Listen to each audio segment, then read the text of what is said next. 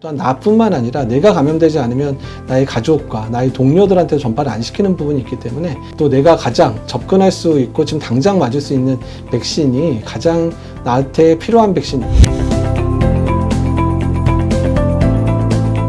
많은 분들께서 가장 많이 하시는 질문 중에 하나가 어느 백신이 좋냐는 질문입니다. 다른 연구에서 나온 효능과 직접적으로 비교하는 것은 굉장히 어렵습니다. 가장 빨리 맞을 수 있는 백신이 가장 좋습니다.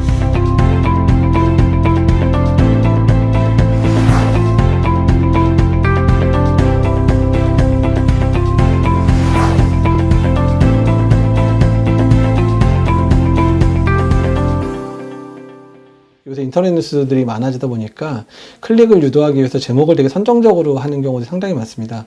근데 그렇게 되면 일단은 내용을 보지 않더라도 제목을 보는 그런 그 뉴스 소비자의 입장에 있어서는 상당한 이제 불안감을 가질 수도 있거든요. 그래서 백신 접종에 있어서는 이렇게 속보 형태의 그런 보도 방식들은 되도록 하면 안 되시고, 또한 거기에 제목을 달더라도 선정적인 제목을 절대 달아서는 안 되고요.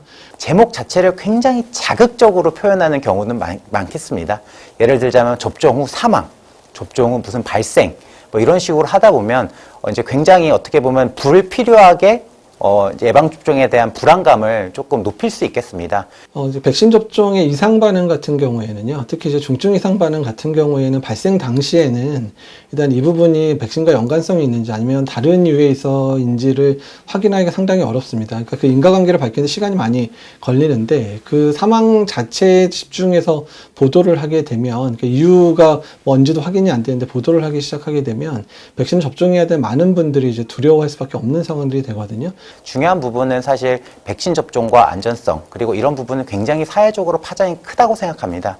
뭐 가짜뉴스나 잘못된 정보는 빨리빨리 바로 잡고, 그리고 관련된 부작용과 관련된 뉴스들은 빠르게 보도를 하되 좀 이런 충분한 정보를 같이 함께 제공함으로써 불필요하게 다른 부분으로 해석될 수 있는 요지를 조금 줄이는 것이 중요하겠습니다. 이런 것들이 계속 반복되다 보면 백신에 대한 불안감을 올려서 백신 접종 자체의 그 진행에 상당히 이제 어려움을 줄 수도 있는 상황이기 때문에 언론에서 이런 부분들은 자제하셔야 되고, 또 이제 감염병 재난보도 준칙에 준해서 이제 원칙을 지키셔서 이제 보도를 해주셨으면 좋겠습니다.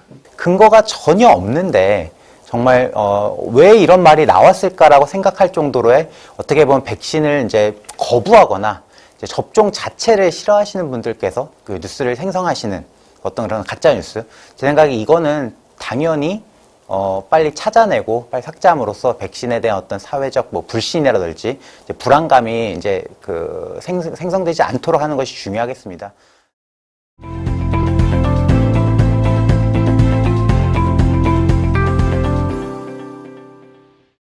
그러니까 대부분의 지금 보고되고 있는 그런 이상 반응 사례들은 아주 가벼운, 그러니까 뭐 접종 부의 통증이라든지 접종 부의 발적, 그러니까 미열을 호소한다든지 또는 이제 전신의 근육통, 좀 피로감을 호소하는 수준 정도고요. 일단 대부분은 이제 하루 이틀 안에 대부분 회복되는 그런 형태의 이상 반응들을 보고하고 계십니다. 근데 일부 이제 언론에서 보도된 이제 사망 사례들과 관련돼서는 일단 대부분 지금 요양원하고 요양병원에 입원해 있는 기저질환이 상당히 있는 그런 분들에 대한 이야기들이거든요. 그래서 일단은 여러 가지 뭐 인과관계에 대한 조사가 필요하긴 하겠지만 워낙에 기저질환이 많고 또한 상당히 이제 건강 상태가 안 좋으신 분들이 많기 때문에 그런 이유들로 인해서 백신과의 인과관계가 증명될 수 없는 또는 인과관계가 없는 그런 류의 이제 사망 보고라고 지금 생각이 되고 있는 상황입니다. 어쨌든 자세한 내용이야 질병관리청에서 이제 조사를 하겠지만 현재 발생하는 상황들은 기억하시겠지만 작년에도 뭐 독감 백신 이후에 고령층에서의 사망 얘기들 많이 나왔었지만 실제로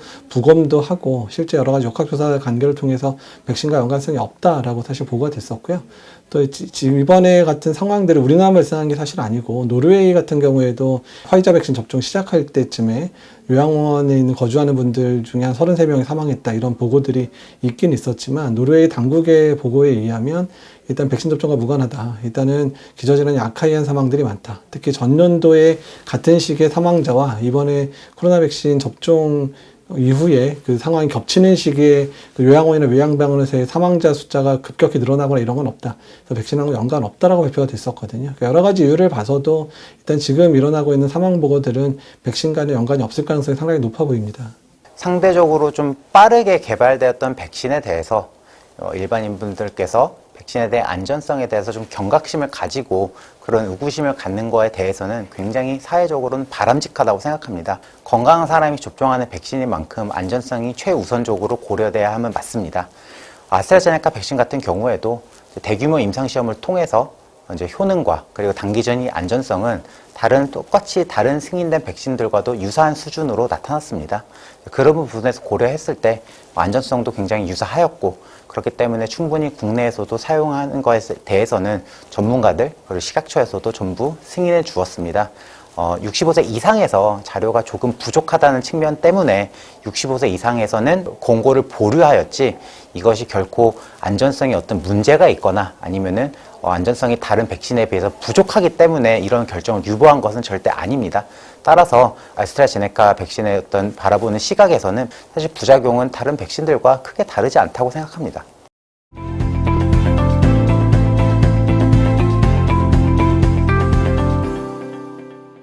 그 백신과 관련해서 이제 백신 종류별로 효과나 이런 부분에 있어서 좀 다른 게 아니냐, 어떤 건 1등 백신이고 어떤 건 2등 백신 이렇게 구분하시는 분들이 있는데요.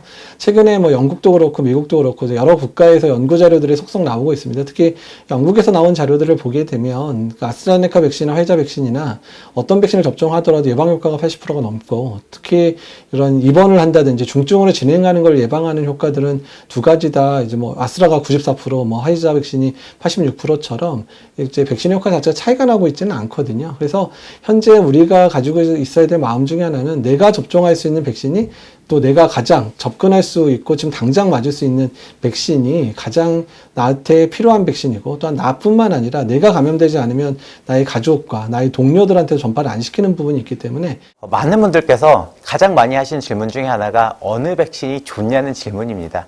제가 그때 항상 말씀드리는 답변은 가장 빨리 맞을 수 있는 백신이 가장 좋습니다라고 답변을 합니다. 단순히 효능만 놓고 보면 어떻게 보면 어떤 특정 회사 제품이 가장 좋은 거 아니야 라고 할 수 있겠지만, 이 효능이라는 것은 결국 임상시험에서 나타난 자료입니다.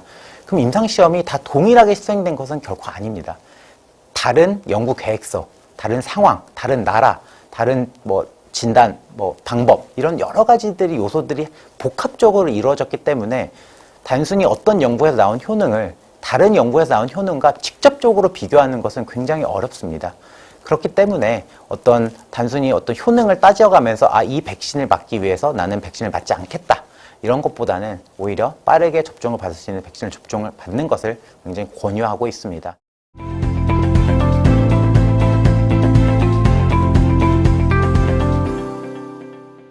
결국에는 이제 인구 집단의 70% 정도가 어떤 코로나 바이러스의 면역력이 생긴다면 산발적인 발생은 있겠습니다만 폭발적인 유행으로 번지지 않는다는 의미입니다.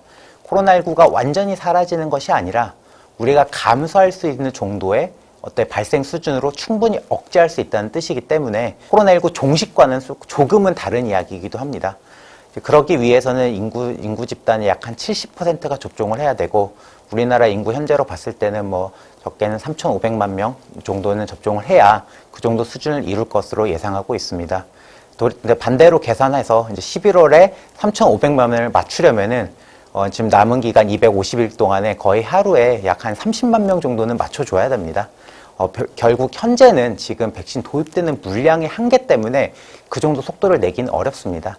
다만 2분기 그리고 3분기 때 백신 물량이 충분히 공급이 가능해진 시점부터는 우리나라의 현재 그 예방접종 여건이 굉장히 좋습니다. 그래서 독감 예방접종에서도 하루에 30-40명은 넘기면서 항상 접종을 이루어졌기 때문에 백신의 공급이 꾸준히만 잘 이루어진다면 2분기 그리고 3분기 때 접종의 속도를 가할 수 있고, 이렇게 되면 11월까지 70% 접종도 충분히 가능할 것으로 생각됩니다. 일단 이제 집단 면역이라는 얘기를 많이 쓰고 있는데요. 그러니까 전 국민이 다 맞으면 그만큼의 유행도 가라앉고, 더 중요한 거는 이제 그런 고위험군들의 사망 자체가 많이 줄고, 또한 중환자 발생이 줄어드는 부분에 있어서 효과는 반드시 나타날 거고요. 그러니까 집단 면역은 여러 가지 변수들이 사실은 있습니다. 그러니까 이제 변이 바이러스가 유행을 한다면 또한 이제 접종을 다시 해야 되는 그런 문제도 생길 수도 있고, 또한 현재 접종이 가능한 연령대가 18세 이상의 성인만 접종을 할 수 있기 때문에 그런 17세 미만의 그런 청소년들이나 소아나 유아 같은 경우 접종을 하지 않기 때문에 집단 면역 자체가 완전히 형성되기는 쉽지는 않은 거죠. 그러니까 그래서 오히려 더 중요한 게 뭐냐면, 그러니까 현재 18세 이상의 접종이 가능하신 분들이 최대한 접종을 해주셔야. 그러니까 말이 70%지만 그거보다 더 접종을, 그냥 접종 대상이 되는 분들이 다 접종을 해주셔야 그나마 접종에 대해서 아직 보류되고 있는, 그러니까 연구 결과가 아직 안 나와서 보류되고 있는 그런 청소년들이라든지 임신부라든지 또는 접종을 아예 못 맞는 분들도 있으시거든요. 그러니까 그런 분들도 보호를 하기 위해서는 전 국민이 접종에 동참해 주시는 것 자체가 우리나라 내에서의 그런 사망자들을 줄일 수 있는 효과들, 그리고 우리나라 내에서의 유행을 좀 잠잠하게 할 수 있는 그런 부분들이 될 수 있기 때문에 접종에 충분히 동참해 주셔야 된다는 겁니다.